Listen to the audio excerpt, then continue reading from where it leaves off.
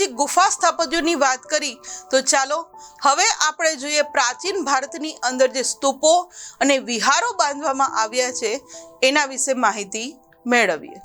સૌપ્રથમ વાત કરીએ વિદ્યાર્થી મિત્રો તો બૌદ્ધ ધર્મના જે સ્થાપત્યો છે એમાં સ્તૂપો, ચૈત્યો અને વિહારોનો સમાવેશ થાય છે, કારણ કે બૌદ્ધ ધર્મનો ફેલાવ પ્રાચીન ભારતની અંદર ખૂબ જ થયો હતો અને આ સમયે બૌદ્ધ સાધુઓ છે એ એક જગ્યાએથી બીજી જગ્યાએથી ત્રીજી જગ્યાએ પૂરા ભારતની અંદર વિદેશની અંદર ભ્રમણો કરતા હતા, માટે એમના રહેવા માટે અલગ અલગ જગ્યાએ પોતે સાધના કરી શકે એ માટે અને બૌદ્ધ ધર્મના ફેલાવા માટે પણ આ સ્તૂપ, ચૈત્ય અને વિહારોનો સમાવેશ એમાં કરવામાં આવ્યો હતો।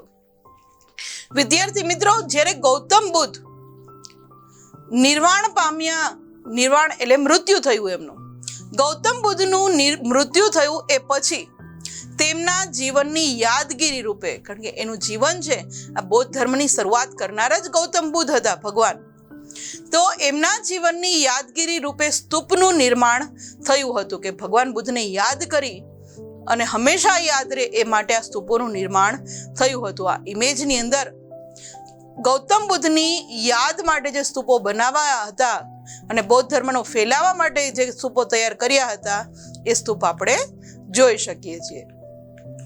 આગળ વાત કરીએ વિદ્યાર્થી મિત્રો, સૌપ્રથમ જે સ્તૂપનું નિર્માણ થયું આપણા ભારતની અંદર એ સૌપ્રથમ સ્તૂપ છે એ વજ્જી સંઘની અંદર એનું નિર્માણ કરવામાં આવ્યું હતું। ને સ્તૂપ એટલે શું?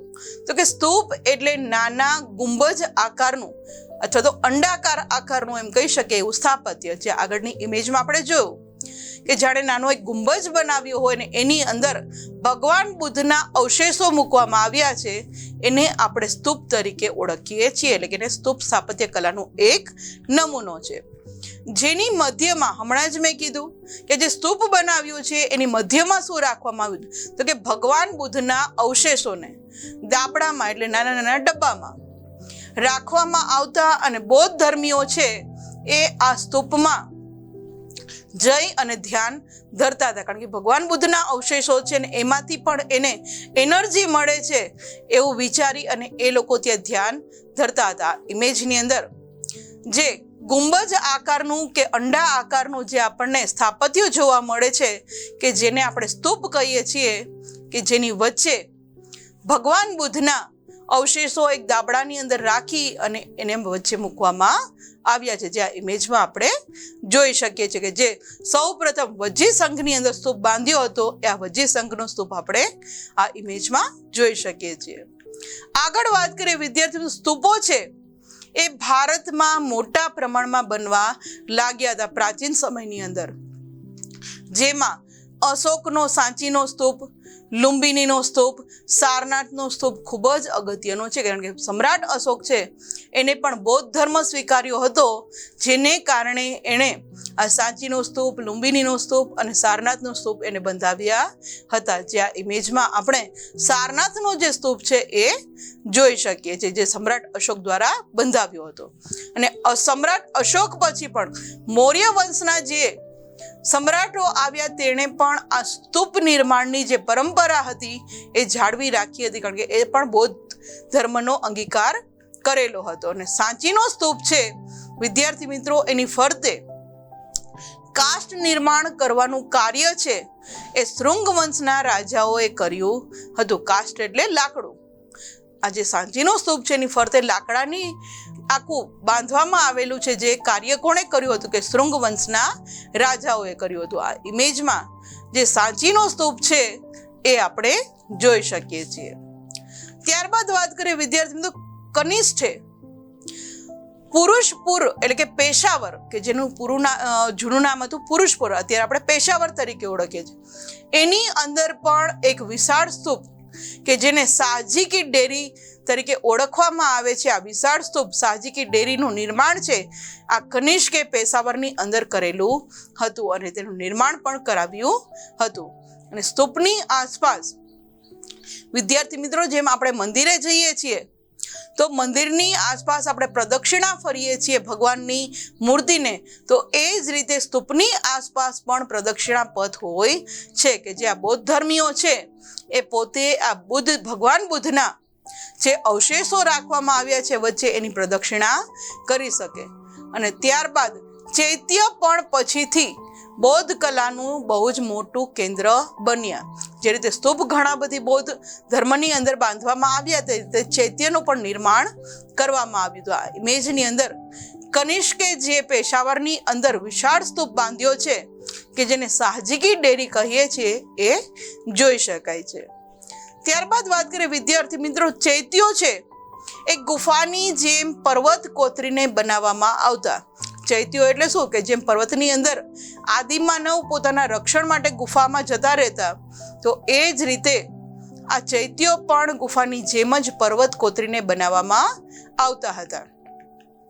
ચૈત્યોમાં વિદ્યાર્થી મિત્રો ગુફાઓમાં જ હારબંધ સ્તંભો, દરવાજા, વિશાળ પ્રાર્થના મંડપ વગેરે કોતરીને તેને મંદિરનો આકાર પહાડની અંદર આપવામાં આવતો હતો.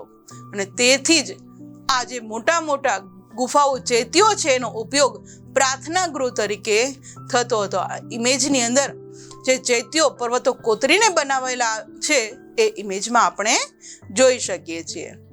ત્યારબાદ વાત કરીએ વિદ્યાર્થી મિત્રો, તો સ્તંભો ઉપર પણ આ જે ચૈત્યો બાંધવામાં આવતા હતા એના જે સ્તંભો હોય એની ઉપર પણ બારીક કોતરકામ કરવામાં આવતું.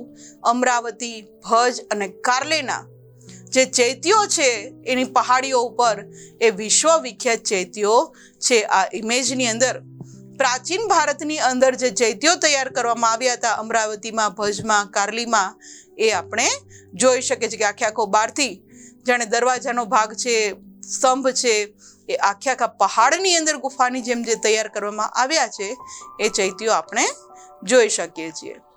બૌદ્ધ અને જૈન સાધુઓને રહેવા માટે ચૈત્યો જોયા, એ જ રીતે બૌદ્ધ અને જૈન સાધુઓ જે હતા એને રહેવા માટે પર્વત કોતરીને ગુફાઓ બનાવવામાં આવતી અને તે સ્થળો જે છે એને વિહાર તરીકે ઓળખવામાં આવે છે. આપણે જે સ્તૂપો જોયા, ત્યારબાદ ચૈત્યો જોયા, અને વિહારો એટલે શું કે બૌદ્ધ ધર્મના અને જૈન ધર્મના જે સાધુઓ છે એ ત્યાં રહી પર્વતની અંદર એને કોતરીને ગુફાઓ જેવું બનાવતા, ત્યાં જ રહેતા, ત્યાં સાધના કરતા, એને આપણે વિહાર તરીકે ઓળખીએ છીએ. અને જૈન અને બૌદ્ધ ધર્મના સાધુઓ છે એ આ વિહારોમાં રહીને અધ્યયન પણ કરતા હતા. આ ઇમેજની અંદર જે જૈન ધર્મના અને બૌદ્ધ ધર્મના જે વિહારો છે એ આપણે જોઈ શકીએ છીએ કે જેની અંદર આ સાધુઓ રહી અને અધ્યયન કરતા અને જ્ઞાન આપતા હતા, એ વિહારો છે.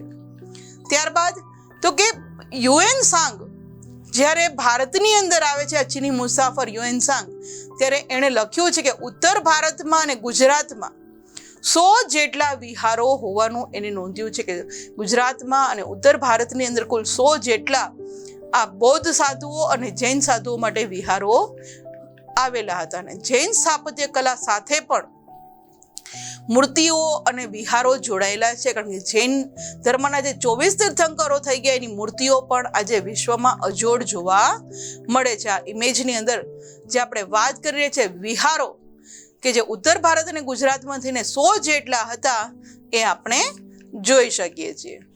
આગળ વાત કરીએ વિદ્યાર્થી મિત્રો, તો જૈન મૂર્તિઓ જે છે એમાંની શ્રવણબેલગોડામાં આવેલી ગોમતેશ્વરની જે જૈન મૂર્તિ છે એ વિશ્વ વિખ્યાત છે.